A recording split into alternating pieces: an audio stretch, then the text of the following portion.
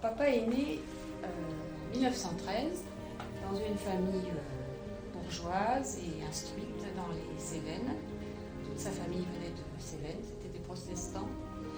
Et puis, quand il avait 5 ans, le médecin de famille a dit aux parents « Je trouve un petit peu rachitique votre garçon, je pense qu'il aurait besoin d'aller prendre l'air de la mer. » Et mon grand-père a trouvé cette idée intéressante et il a cherché un endroit au bord de la mer pour installer sa famille. Et c'est comme ça qu'il a trouvé une petite villa à louer à Sanary. Alors en 1920, à Sanary, il y avait une belle villa à vendre au bord de la mer, de la plage, là. Une grosse villa à Portisol, et mon grand-père l'a achetée. Donc papa a grandi à 50 mètres de la plage. Papa avait un caractère très indépendant, un peu particulier, et je pense que ça vient de son enfance, qui était vraiment particulière.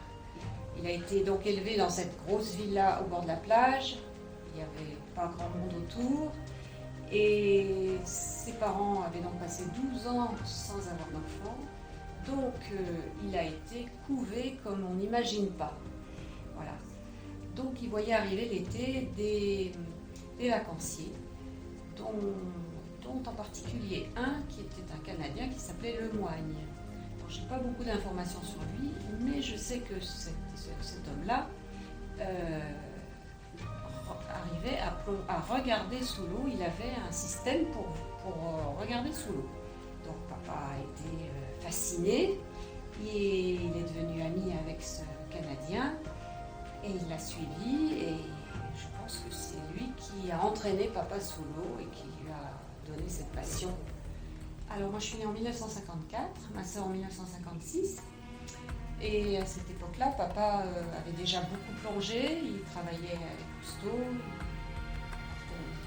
des expéditions, on le voyait l'été, nous, pendant les vacances, et on faisait un petit peu de chasse sous-marine avec une fouine, un masque, un tuba et des balles.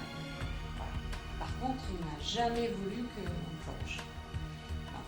C'était pour lui hors de question d'imaginer ses filles faire de la plongée. C'était vraiment trop dangereux. Voilà la première découverte archéologique de papa. Voilà. C'est un petit pot romain qu'il a trouvé au pied de chez lui, à Portisol.